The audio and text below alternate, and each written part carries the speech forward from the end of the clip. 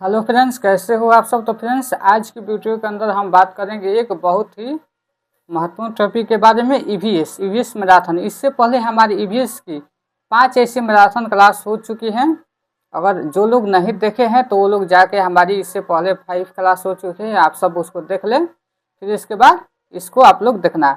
और मुझे नहीं लगता है कि आपको ईवीएस का इससे एक भी बाहरी क्वेश्चन देखने को मिलेगा, क्योंकि इससे पहले हमारी थ्योरी की क्लास हो चुकी है कंसेप्ट के साथ। उसके बाद फिर हम कुछ मैराथन क्लास लाए हैं, और ये ऐसे क्वेश्चन हैं आपके, ये प्रीवियस ईयर क्वेश्चन है जो आपको एग्जाम में देखने को मिलेंगे ही मिलेंगे। बस थोड़ा सा इसमें चेंजिंग होता है, ऑप्शन को इधर से उधर कर दिया जाता है। बाकी आपको जो इसका जो कंसेप्ट है, ये कंसेप्ट एकदम सेम ही रहता है। तो चलिए, जो लोग नए हैं तो हमारे इस चैनल को सब्सक्राइब कर लें, और हम अपने क्वेश्चन पे चलते हैं। चलिए, पहला हमारा क्वेश्चन है कि कक्षा 3 में, कक्षा 3 से 5 के लिए, कक्षा 3 से 5 के लिए पर्यावरण अध्ययन के प्रकरण आधारित दृष्टिकोण के स्थान पर विषयगत यानी थीम आधारित दृष्टिकोण का उपयोग निम्नलिखित में से कौन सी पर्यावरण अध्ययन की प्रकृति के कारण किया गया है। तो हमारा जो पहला ऑप्शन है अंतरा अनुशासनात्मक, दूसरा है अनुशासनात्मक, तीसरा है अंतर अनुशासनात्मक, या चौथा है हमारा पार अनुशासनात्मक। तो देखिए, जो कक्षा 3 से जो 5 है उसके लिए पर्यावरण अध्ययन प्रकरण के आधारित दृष्टिकोण के स्थान पर विषयगत थीम आधारित दृष्टिकोण का उपयोग निम्नलिखित में से कौन से पर्यावरण अध्ययन की प्रकृति के कारण किया गया है। तो वो हमारा होता है अंतर अनुशासनात्मक। क्या होगा, इसका जो राइट आंसर हो जाएगा वो हो जाएगा 3 हो जाएगा। नेक्स्ट क्वेश्चन पे चलते हैं। योगात्मक आकलन, योगात्मक आकलन के बारे में, योगात्मक आकलन। तो देखिए, पहला ऑप्शन है कि विद्यार्थियों की प्रगति का निरंतर अनुवीक्षण है, नहीं। शिक्षण अधिगम में परिवर्तन करने हेतु प्रतिपुष्टि मुहैया करने के लिए होता है, नहीं, इसमें मुहैया नहीं करना है। विद्यार्थियों को पास अथवा फेल करने के लिए मार्गदर्शक माना जाता है। चौथा ऑप्शन देख लेते हैं कि विद्यार्थियों को अधिगम में कमी की पहचान करने में तथा उन्हें ठीक करने में होता है, नहीं। विद्यार्थियों को कमी को पहचान करने, उन्हें ठीक करने के लिए नहीं। जो हमारा जो योगात्मक आकलन है वो हमारा है कि विद्यार्थियों को पास अथवा फेल करने के लिए एक मार्गदर्शक माना जाता है, जो हमारा योगात्मक आकलन है। उसके बाद नेक्स्ट क्वेश्चन पे चलते हैं। इस तरीके से आपको क्वेश्चन देखने को मिलेगा ही मिलेगा। देखिए, पर्यावरण अध्ययन कक्षा 5 की कहानी सपेरो की पाठ में सपेरा जंगल से जड़ी बूटी इकट्ठी करते हैं और उनसे दवाइयाँ बनाते हैं। जो सपेरे होते हैं जंगल से जो जड़ी बूटी इकट्ठी करके उनसे दवाइयाँ बनाते हैं, वे सूखी लौकी से बनाई जाती हैं। बनाई जाने वाली बीन बजाते हैं। बीन कैसे बनती है, तो सूखी लौकी से बनाई जाती है। और सांप खेतों में चूहों को खाता है, नहीं तो फसलों को खाएंगे, तथा सभी तथ्य निम्नलिखित में से किससे सूचित करते हैं। ये जितने भी तथ्य हैं उसमें किसको, कौन कौन से हैं जो इसको सूचित करते हैं। तो देखिए, हमारा जो पहला है कि पौधा मनुष्य और जानवरों के अंतर संबंध है। हाँ, पौधा मनुष्य और जानवरों के अंतर संबंध है, तो ये हमारा सही है। ये जो है ये हमारा सही है। उसका बी देखते हैं कि पौधे मनुष्य और जानवरों की अनुश्रियता है, तो हाँ ये भी सही है। सी है कि पौधे मनुष्य और जानवरों की परस्पर निर्भरता, हाँ, पौधे और मनुष्य की और जानवर की क्या होती है, ये एक दूसरे से क्या है, वो निर्भरता है। उसके बाद है ऑप्शन नंबर 3 की पर्यावरण अध्ययन का एकीकृत दृष्टिकोण। तो देखिए, जो हमारा इसमें जो ट्री है वो हमारा गलत हो जाएगा। तो ये गलत हमारा जो ट्री ऑप्शन है कि जो पर्यावरण अध्ययन का एकीकृत दृष्टिकोण है, नहीं। क्या है, ये सब एक दूसरे से जुड़े हुए हैं। तो देखिए, जो इसमें ट्री है वो हमारा ऑप्शन गलत हो जाएगा। ये भी, इस दोनों में क्या है, ट्री है, तो ये 2 और 4 दोनों खत्म हो गया। इसमें भी है तो ये भी। तो हमारे पास ऑप्शन बचा कौन सा, हमारे पास पहला ऑप्शन बच गया, यानी ए, बी और सी। तो ए, बी, सी राइट आंसर। इस तरीके से आप अपने क्वेश्चन को सही आंसर तक पहुंच सकते हैं। नेक्स्ट क्वेश्चन हमारा है कि कक्षा 5वीं के पर्यावरण अध्ययन पाठ चखने से पचने तक में यह बताया गया है कि कुछ चीज़ें चखने के बाद झुम्पा बोली सी। कुछ चीज़ें हैं चखने के बाद झुम्पा बोली सी। सोचो उसने क्या खाया होगा। लेखक इस निम्नलिखित में से किससे संबंधित करने का प्रयास कर रहा है। तो क्या बच्चों के अनुभव या संवेदी अन्वेषण या कल्पना या खाद्य पदार्थों की विभिन्न स्वाद। नहीं, जब बच्चा सी किया यानी बच्चे ने अपना अनुभव बताया, बच्चे के इसमें अनुभव हुए, तो राइट आंसर पहला हो जाएगा। उसके बाद नेक्स्ट क्वेश्चन है कि पर्यावरण अध्ययन में क्रियाकलाप पद्धति संबंधित है। जो पर्यावरण अध्ययन में क्रियाकलाप पद्धति किससे संबंधित है। अमूर्त प्रत्यय को कंठस्थ करने में क्या जो चीज़ें देखा ना जा सके, छू ना जा सके, वो अमूर्त चीज़ें हो सकती हैं। तो जो अमूर्त प्रत्यय को कंठस्थ करने से यानी उसको याद करने से, तो क्या हमारा ये गलत है कि सही है। तो ये देखिए, अगर पहला ही इस जो याद करना है, कंठस्थ करना, ये क्या हो जाएगा हमारा निगेटिव हो जाएगा। तो निगेटिव में देखिए इसमें ए है, तो ये जिसमें है वो हमारा ऑप्शन गलत हो जाएगा। ए इसमें भी है तो ये हमारा ऑप्शन गलत हो जाएगा। उसके बाद इसी तरीके से हम बी देखते हैं कि विद्यार्थियों के अधिगम के सभी तीनों आयाम को शामिल करने से, विद्यार्थी के जो अधिगम हो सभी तीनों आयाम को शामिल करने से, हाँ तो ये सही है, बी हमारा सही है। उसके बाद है संवेदनात्मक अनुभव द्वारा प्रत्ययों को समझने, हाँ उसका अनुभव यानी जो उसके सेंसिटिव अनुभव है, उससे एक्सपीरियंस है, उसको क्या करे समझने में मदद करता है, ये भी सही है बी। उसके बाद डी ऑप्शन है शिक्षण के लिए विषय वस्तु पर आधारित पद्धति के प्रयोग से। नहीं, तो देखिए हमारा डी भी गलत हो गया। देखिए जिसमें इसमें भी डी है तो ये गलत हो जाएगा, इसमें भी डी है तो ये भी गलत हो जाएगा, ए और डी गलत है।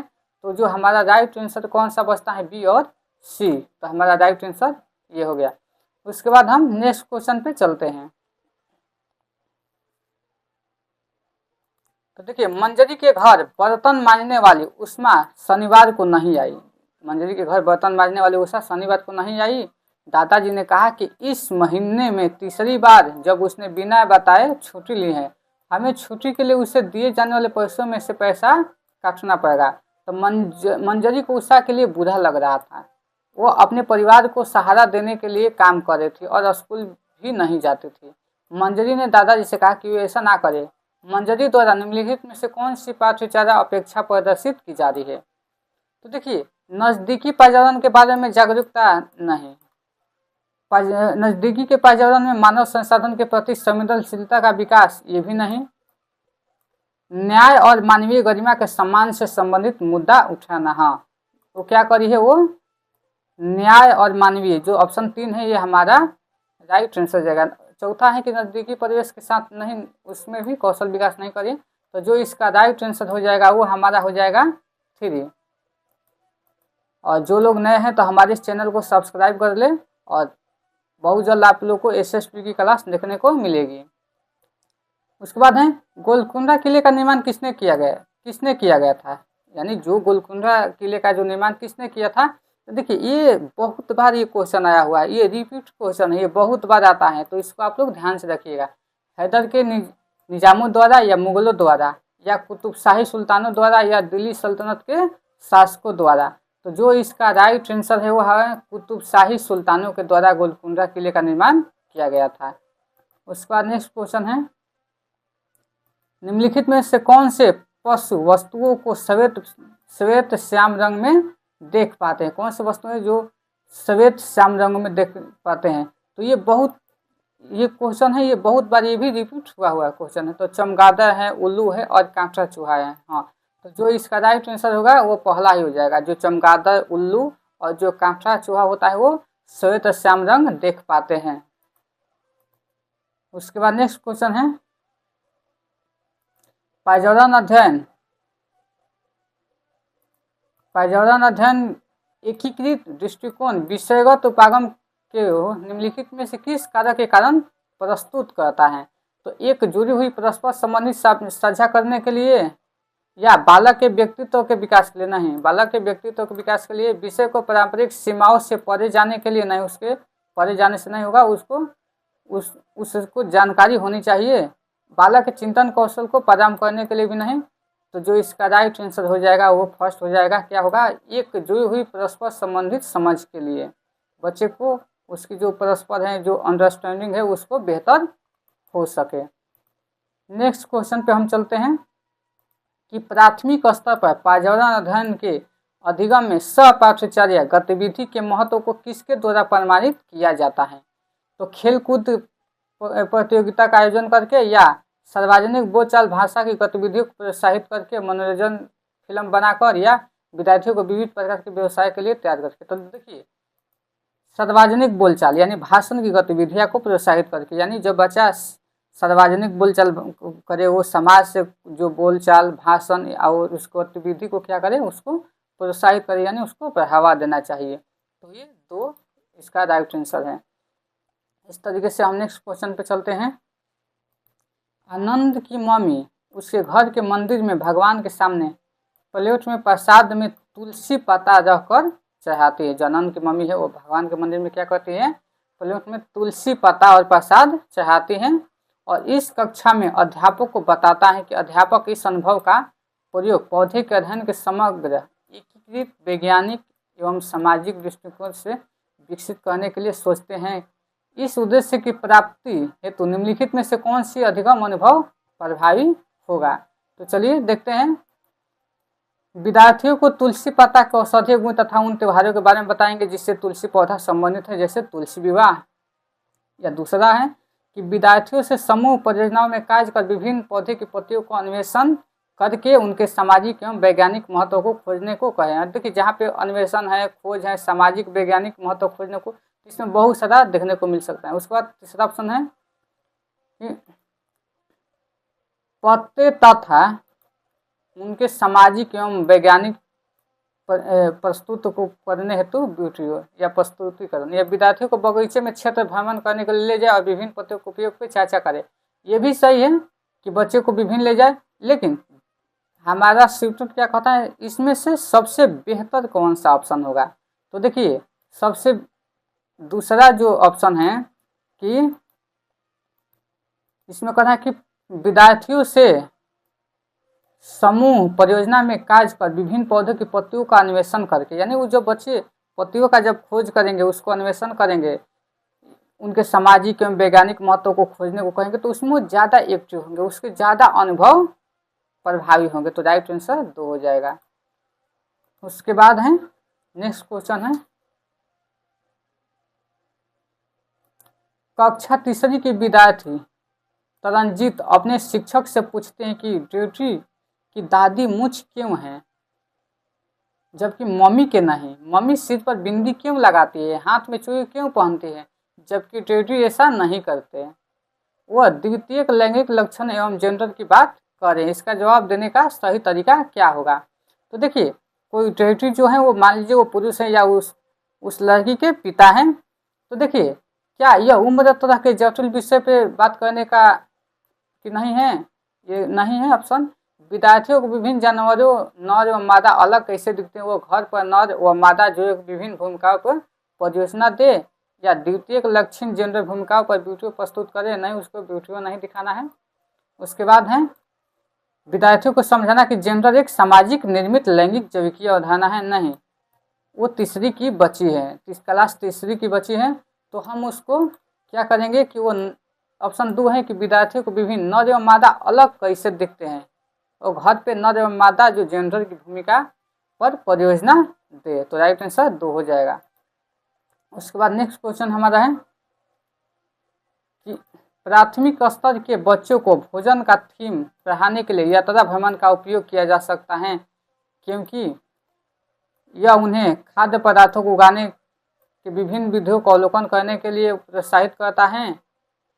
या ऑप्शन 2, उन्हें अपने एकरस दिनचर्या से छूट मिल सकती है, वो आनंद मना सकते हैं, या वे संतुलित आहार की भूमिका को समझ सकते हैं, या उन्हें प्रश्नों को नोट कर लेना चाहिए तथा घर वापस लौटने के बाद माता पिता से पूछना चाहिए। तो नहीं, जो इसका राइट आंसर हो जाएगा वह कि यह उन्हें खाद्य पदार्थों को उगाने के विभिन्न विधियों का अवलोकन करने के लिए प्रोत्साहित करता है। यानी जब बच्चे उसको अवलोकन करेंगे, ऑब्जर्व करेंगे, तो वो उसके लिए बेहतर है उसको थीम पढ़ाने पे उससे ज़्यादा भ्रमण करके बच्चा वो उसको ऑब्जर्व करे। इसके बाद नेक्स्ट क्वेश्चन हमारा है, जो लोग नए हैं तो हमारे इस चैनल को सब्सक्राइब करें और कमेंट करके बताएं कि हमारी क्लास कैसी है। उसके बाद ऑप्शन ये है, नेक्स्ट क्वेश्चन है कि गुलफाम कक्षा में सलाद निर्माण गतिविधि में भाग ले रहा था। प्याज काटते समय उसे महसूस तक उसकी आंखों में से पानी आ रहा है। उसने अपने शिक्षक से पूछा कि अब मैं नाटक के उस दृश्य में रोक सकता हूँ जिसमें मेरी घड़ी खो गई है। मेरे दृश्य से पहले स्टेज के पीछे मैं प्याज काट लूँगा। पर्यावरण अध्ययन के निम्नलिखित उद्देश्यों में से कौन से इससे संबंधित है? कोई नाटक हो रहा था जिसमें गुलफाम को उसमें रोने की एक्टिंग करना था। तो गुलफाम कह रहा है कि अगर मैं प्याज काट लूँ तो मैं रो सकता हूँ, यानी जो गुलफाम की जो वॉच गुम हो गई थी उस पर उसको रोना था। तो बालक को खोजी एवं व्यवहारिक गतिविधियों में संलग्न करना नहीं। अवलोकन एवं निष्कर्ष द्वारा मनोज्ञानात्मक कौशल का अर्जन। हाँ, उसके बाद तीसरा ऑप्शन है कि विभिन्न प्रकार का अनुभव और बुनियादी समझ ग्रहण करना नहीं।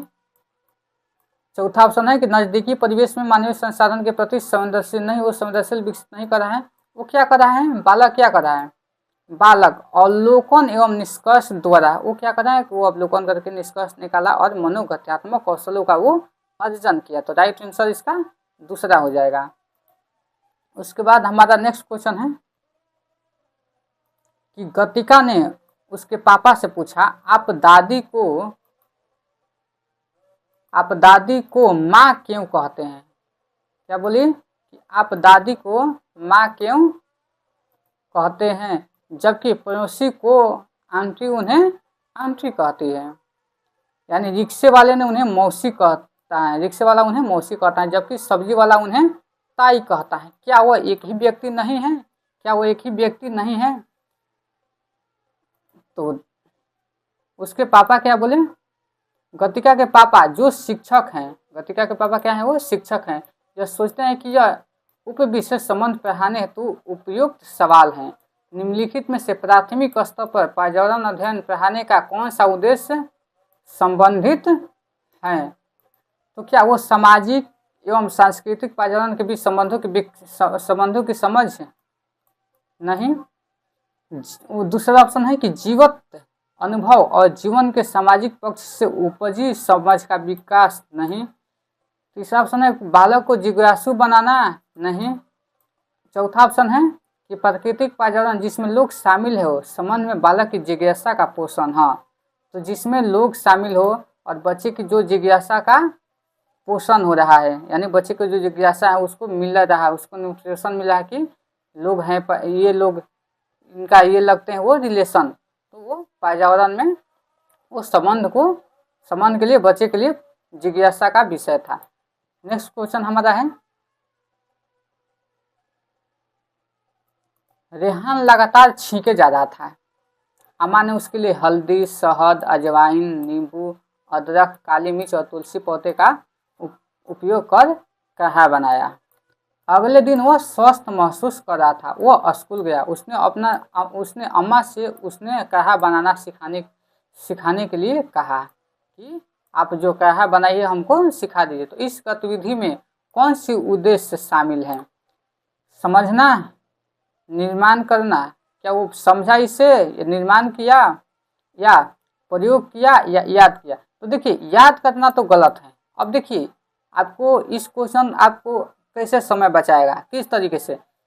जो ये डी ऑप्शन है ये गलत है, तो देखिए इसमें डी नहीं तो इसको छोड़ दीजिए। इसमें डी है ना, तो इसको आप गलत काटिए। उसके बाद इसमें भी डी है तो ये भी हमारा ऑप्शन गलत हो जाएगा। उसके बाद ये डी है तो ये भी हमारा ऑप्शन गलत हो जाएगा। हमारे पास ऑप्शन बचा कौन? तो हमारे पास जो इसका राइट आंसर इसका जो ऑप्शन बच गया, जैसे कि ए, बी और सी। ए, बी, सी क्या है? यानी समझना, निर्माण करना और प्रयोग करना। ए, बी, सी यही। तो इस तरीके से आप अपने क्वेश्चन के आंसर तक पहुंच सकते हैं। और ये भी बहुत आसान है। जो हमारा सीटेट है ये बस आपको कंसेप्ट आपको समझना है। उसके बाद हमारा नेक्स्ट क्वेश्चन है किसी पर्यटक के द्वारा नीचे दिए गए विवरण पर विचार कीजिए। इस क्षेत्र में गांव के लोग अपने घर मोटी दीवारों के बनाते हैं और इन दीवारों को मिट्टी से पोतते हैं और इन घरों की छतें कंटीली झाड़ियों से बनाई जाती है और यहाँ के क्षेत्र में वर्षा बहुत कम होती है और गर्मी भी बहुत पड़ती है। ये क्षेत्र कहाँ होना चाहिए? तो देखिए सबसे यहाँ पे है कि जो इन दीवारों पे जो मिट्टी है उसकी पोताई करते हैं। तो देखिए जो मिट्टी की पोताई कहाँ होती है? राजस्थान में होती है। गर्मी भी ज़्यादा होती है और बारिश भी कम होता है। तो राजस्थान से देखिए आपको यहाँ से क्वेश्चन देखने को मिलेगा और इसके लिए इसका राइट आंसर 4 है। और इसके लिए हम अपने इस चैनल पे सीटेट ईवीएस के लिए बहुत अच्छी क्लास डाल चुके हैं। आप लोग चाहे तो उसको जाकर देखिए, आपको इससे बाहर कहीं पढ़ने की ज़रूरत नहीं होगी। उसके बाद है कक्षा 4 में पाठ्य भोजन साथ करना में बोरा एक सामान्य किस्म है। बोरा क्या है? बोरा ये कई बार क्वेश्चन आया है कि बोरा क्या है? एक चावल की किस्म है, यानी एक धान की फसल है, धान की किस्म है। तो इसका राइट आंसर 4 हो जाएगा। विश्व जल दिवस कब मनाया जाता है? तो विश्व जल दिवस 22 मार्च को मनाया जाता है। विश्व जल दिवस कब मनाया जाता है? तो 22 मार्च को मनाया जाता है। इसका भी टॉपिक एकदम क्लियर कर दिए हैं, आप लोग चाहे तो उसको जाकर देख सकते हैं। पाठ रक्षा अधिकारी वाहिदा में भारतीय नौसेना में चिकित्सक वाहिदा संबंध है। वाहिदा कहाँ से संबंध है? लद्दाख से, हैदराबाद से, जम्मू और कश्मीर से। वाहिदा प्रिज्म जो है वो जम्मू और कश्मीर से संबंधित है। राइट आंसर 3 हो जाएगा। उसके बाद है कि कोई पर्यटक किसी देश के विषय में अपने प्रेक्षणों का इस प्रकार वर्णन करता है। इस देश में पानी बहुमूल्य है, यहाँ ना तो वर्षा होती है, ना ही नदियाँ, झील और तालाब ही है। यहाँ जमीन के नीचे भी पानी नहीं है, परंतु यह रेतीले जमीन के नीचे तेल ही तेल है और इसलिए पेट्रोल आसानी से मिल जाता है। वास्तव में पेट्रोल पानी से सस्ता है। इस देश का नाम क्या है? तो इस देश का नाम हमारा क्या है? दू, यानी अबू धाबी। ऑप्शन 2 में क्या है? Abu Dhabi. अबू धाबी एक चैप्टर है, हमने बहुत अच्छे से करा दिए हैं, आप लोग उसको जाके एक बार देख सकते हैं। मृत एवं सड़े गले पदार्थों से पोषण प्राप्त करने वाले जीव किसका उदाहरण है? तो ये है खूमी का। जो मृत एवं सड़े गले पदार्थों से जो पोषण प्राप्त करने वाले जीव है वो खूमी। तो राइट आंसर 3 हो जाएगा। उसके बाद है खरीफ फसल को वर्षा के मौसम के आरंभ में बोया जाता है तथा इन्हें मानसून बरसात की फसल भी कहा जाता है। निम्नलिखित में से कौन सा समूह खरीफ फसल का उदाहरण है? तो धान, मक्का, sorghum, बजरा या चना, गेहूं, मटर, सरसों। तो जो इसका राइट आंसर है ये धान, पहला ये धान, मक्का, sorghum, बजरा, ये क्या है? इसका राइट आंसर है। उसके बाद नेक्स्ट क्वेश्चन हमारा है कि तीसरी कक्षा में विभिन्न प्रकार की पत्तियों पर चर्चा करने के लिए हरिप्रीत विद्यार्थियों से पत्तियां लाने को कहते हैं। हरिप्रीत द्वारा विद्यार्थियों को क्या निर्देश दिया जाता है?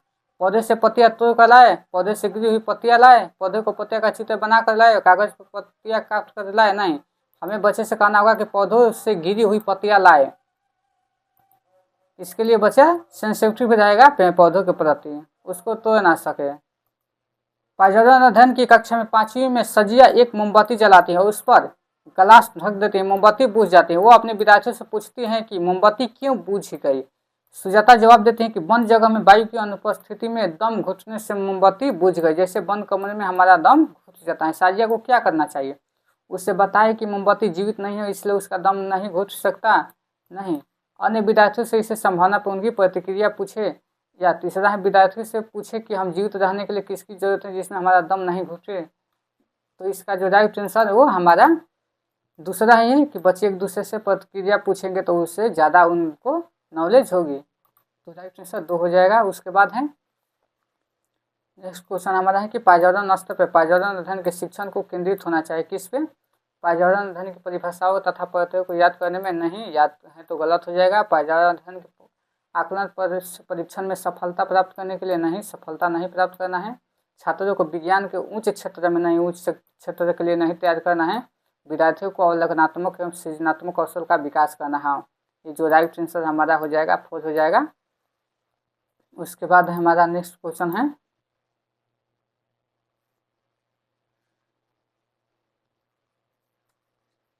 नेक्स्ट है कि निम्नलिखित में से कौन से सीखने के सिद्धांत व्याख्या करता है कि बच्चे कैसे सीखते हैं। बच्चे सीखना नहीं चाहते, इसलिए शिक्षक उन्हें प्रेरित करना चाहिए। यानी कौन सा कैसे सीखते हैं कि बच्चे सीखना नहीं चाहते, इसलिए शिक्षक को प्रेरित करना चाहिए। क्या इससे शिक्षक को प्रेरित करना चाहिए? बच्चे सीखना नहीं चाहते, इसलिए शिक्षक को उन्हें प्रेरित करना चाहिए। या बच्चे स्वाभाविक रूप से सीखने के लिए प्रेरित होते हैं, उन्हें सीखने में सक्षम होते हैं। या बच्चे स्कूल में सीखते हैं, इसलिए हर बच्चे को स्कूल भेजना चाहिए। या बच्चे अपने अर्थ हम स्वयं बनाकर सीखते हैं और विभिन्न प्रकार से सीखते हैं। तो देखिए इसमें जो आपको डी ऑप्शन है कि बच्चे अपने अर्थ स्वयं बनाकर सीखते हैं, तो ये सही है। तो देखिए जिसमें डी है तो हमारा ऑप्शन सही होगा, इसमें भी तीनों में है।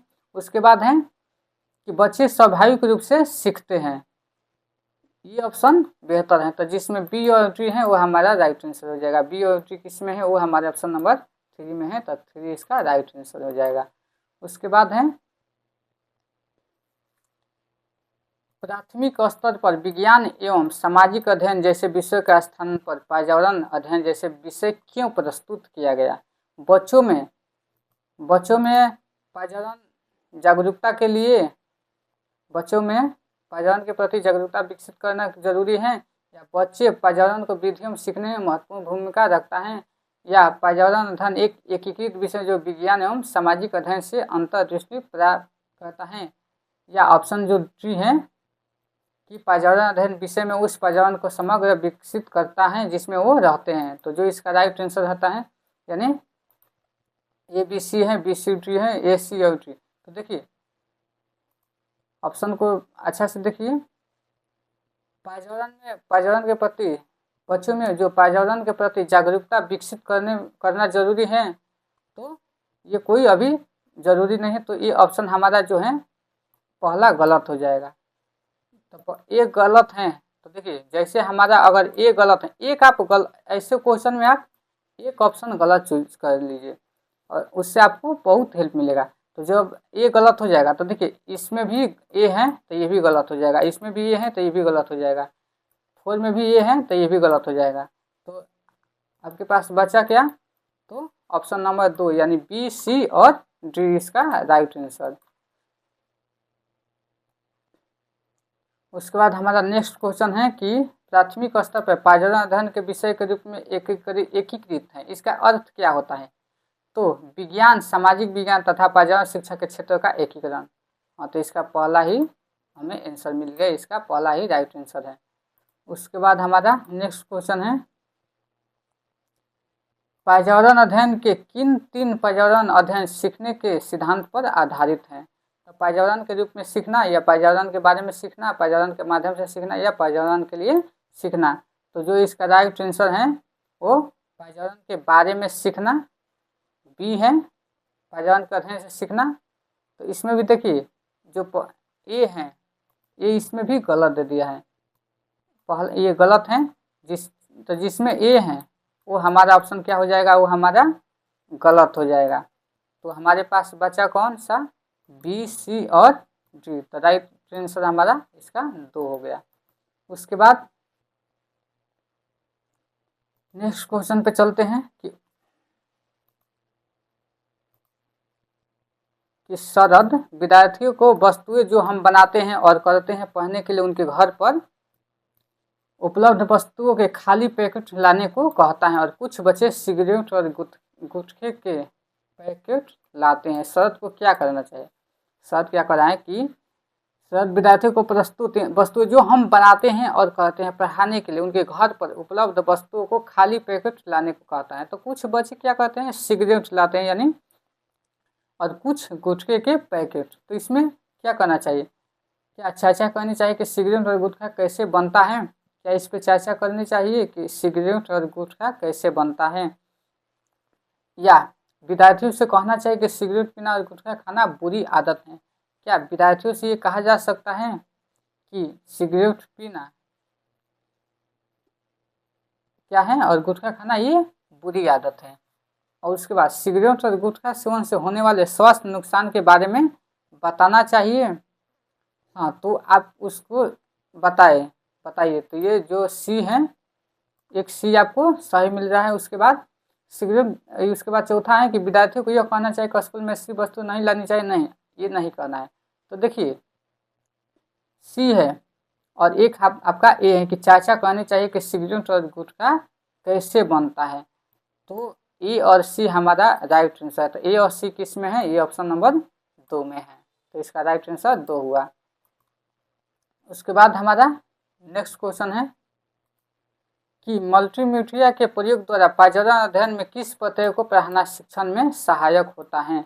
क्योंकि प्रत्यय को पढ़ाना अधिक सुविधाजनक होता है, या यह विद्यार्थियों को इंद्रियों को सक्रिय रखता है, यह समय का प्रभावी ढंग से उपयोग करता है, इसमें शिक्षक द्वारा बहुत सी तैयारी की आवश्यकता होती है।